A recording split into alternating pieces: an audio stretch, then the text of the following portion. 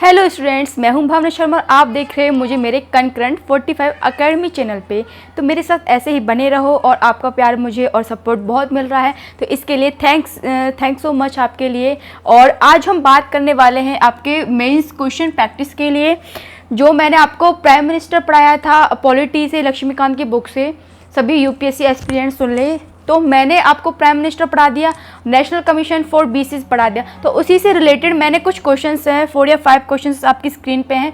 तो ये बिल्कुल एज अ पैटर्न ऑफ जो आपका मेंस का एग्जाम होता है, बिल्कुल उसी पैटर्न से ये सारे क्वेश्चंस हैं। तो इन क्वेश्चंस को सॉल्व करने के बाद फिर आपको बहुत ही आसानी हो जाएगी क्वेश्चन प्रैक्टिस करने में।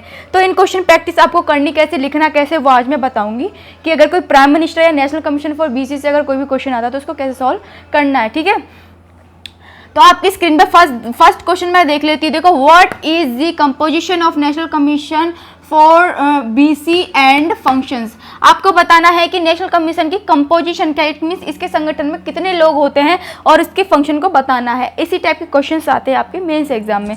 तो कोई भी एग्जाम में, मतलब मेंस में कोई भी क्वेश्चन आ सकता है। अगर कंपोजिशन की बात करती हूँ तो कंपोजिशन में इसके में 5 मेंबर्स होते हैं टोटल। बिल्कुल देखो, मैंने आपको पहले ही बताया था कि देखो जो आपके नेशनल कमीशन फॉर एससी से और एसटी से और ये इनकी कंपोजिशन बिल्कुल क्या होती है, सेम होती है। इसीलिए इनमें भी 5 ही कंपोजिशन होगी। It means 5 members, it means 3 members और 2, इट मीन्स 1 चेयरपर्सन और 1 वाइस चेयरपर्सन होगा इसमें। ठीक है, तो आपको लिख देना, सबसे पहले इसकी क्या करोगे, आप हेडिंग लिखोगे कंपोजिशन। पहले आपको बता देना नेशनल कमीशन फॉर बीसीज कब बना, उसको बनने के बाद फिर आपको इसकी कंपोजिशन कर देनी है। ठीक है, अगर 10 मार्क्स का क्वेश्चन आता है तो आपको 1 पेज लिखना बहुत ज़रूरी है। जैसे 1 पेज का मतलब है इधर की तरफ दोनों की तरफ ये भरा हुआ होना चाहिए। और भरने का मतलब ये नहीं आप कुछ भी भर दोगे, आपको अच्छे से लिखना है, थोड़ा हेडिंग बना के, ताकि इम्प्रेस कर पाओ जो आपको चेकर होगा। ठीक है, तो कंपोजिशन लिखना पहले तो।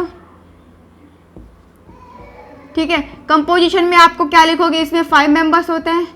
5 मेंबर्स कौन कौन से होते हैं, 5 मेंबर्स इट मीन्स 2, एक चेयरपर्सन, एक वाइस चेयरपर्सन और 5 जो है आपके जो 3 अदर मेंबर्स हो गए, तो इनको मिला के 5 हो गए। तो इनकी कंपोजिशन करके फिर आपको बोल देना कि इसके ये किसके द्वारा अपॉइंट किए जाते हैं, ये प्रेसिडेंट के द्वारा अपॉइंट किए जाते हैं। ठीक है, अगर इसके फंक्शन की बात करें, इसका फंक्शन क्या है, देखो इसका फंक्शन है कि ये जितनी भी स्कीम निकलती हैं पूरे इंडिया के अंदर बीसीज के लिए, ठीक है, बैकवर्ड कास्ट, बीसी का मतलब बैकवर्ड कास्ट, तो इन सभी के लिए जो भी स्कीम निकलती है उनके लिए प्रेसिडेंट को क्या कर सकता है, एडवाइस दे सकता है। ठीक है, इसको राइट है। और ये सिविल कोड की तरह काम करता है। जब अगर कोई भी व्यक्ति शोषण करता है, बीसी जो कैटेगरी के लोग हैं, उस कंडीशन पे ये जांच करने का भी इसको अधिकार है। तो इनके अधिकार को लिख सकते हो। और ये जो है कानून बनाने, कोई भी कानून बनता है बीसी से रिलेटेड, तो प्रेसिडेंट को ये क्या कर सकता है, सुझाव दे सकता है। तो ये इसके फंक्शंस थे।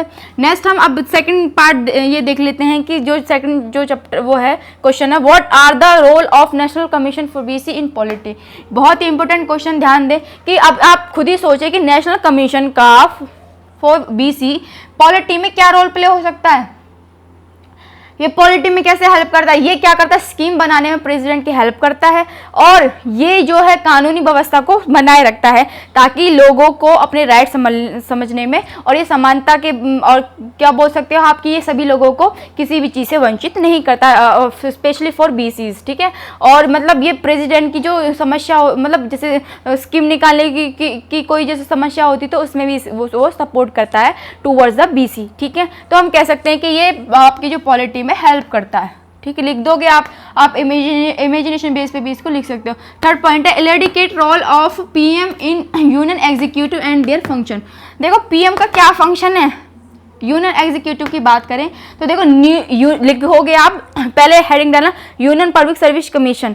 ठीक है, अपॉइंटमेंट कि ये यूनियन पब्लिक सर्विस कमीशन के जो चेयरमैन होते हैं और अदर मेंबर्स होते हैं, उनके अपॉइंटमेंट में ये प्रेसिडेंट को एडवाइस देता है। फाइनेंस कमीशन के जो मेंबर्स होते हैं और सभी जो चेयरमैन होता है, उनके अपॉइंट में भी ये उसको एडवाइस देता है। ठीक है, फिर लिखोगे आप इलेक्शन कमीशन का जो चेयरमैन है उसमें भी एडवाइस देता है। ठीक है, controller editor general of India, उसमें उसके भी अपॉइंटमेंट में ये प्रेसिडेंट को सुझाव देता है। तो ये इसका यूनियन एग्जीक्यूटिव में ये इसका काम है। देन इसके फंक्शन को देखें तो ये फंक्शन में क्या करता है, तो ये कैबिनेट मिनिस्टर होते हैं, उनकी बैठक को बिठाता है, उसमें ये चेयरपर्सन का काम करता है। नीति आयोग का ये क्या है, चेयरमैन है, और ये अपनी पार्टी का खुद क्या होता है, लीडर होता है, लिख सकते हो आप। और ये क्या करता है, मतलब डिफरेंट जो लोग हैं कैबिनेट मिनिस्टर को ये पद जो पोर्टफोलियोज होते हैं उनको डिस्ट्रीब्यूट करता है, समझ गए ना आप, और चीफ मिनिस्टर की नियुक्ति करता है। तो इसके फंक्शंस को आप इजीली लिख दोगे खुद भी, अगर आपने मेरे जो लास्ट वीडियो देखा हो तो आप इसका आंसर दे दोगे। और मुझे आप मेरे फेसबुक पे मुझे ज्वाइन कर सकते हो,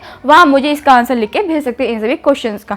नेक्स्ट देखते हैं 4, account tenure of prime minister and their function. अगर प्राइम मिनिस्टर की बात करें कि इसका टेन्योर कितना है, देखो प्राइम मिनिस्टर का कोई सर्टेन टेन्योर नहीं कि वो कितने, टेन्योर का मतलब होता है कार्यकाल, कि वो कितने समय तक रह सकता है अपने पद पे। देखो जितना प्रेसिडेंट चाहे उसको, जब तक वो उसको रख सकता है उसके टेन्योर पे, ठीक है। और देयर फंक्शन, अगर फंक्शन की बात करें तो फंक्शन लिख दोगे कि ये क्या करता है, सभी जो है जो कैबिनेट मिनिस्टर है उनकी नियुक्ति करता है, और आपके जो फाइनेंस मिनिस्टर की चेयरपर्सन होते हैं उनको एडवाइस देने में प्रेसिडेंट की हेल्प करता है। यूनियन पब्लिक सर्विस के जो चेयरमैन अदर मेंबर्स होते हैं उनको भी अपॉइंट करने में प्रेसिडेंट की हेल्प करता है। और क्या करता है, ये लीडर होता है, और जितने भी स्कीम बनती हैं, नीति आयोग का ये चेयरमैन होता है, तो जितनी भी स्कीम निकलती है वो सभी किसके द्वारा निकाली जाती है, प्राइम मिनिस्टर के एडवाइस पे निकाली जाती है। बैठक भी अगर होगी ना संसद में, तो वो संसद में पहली बैठक होती है, तो प्रेसिडेंट को ये सुझाव देता है भाई पहली बैठक बिठाओ, ठीक है, इलेक्शन करवाने के बाद।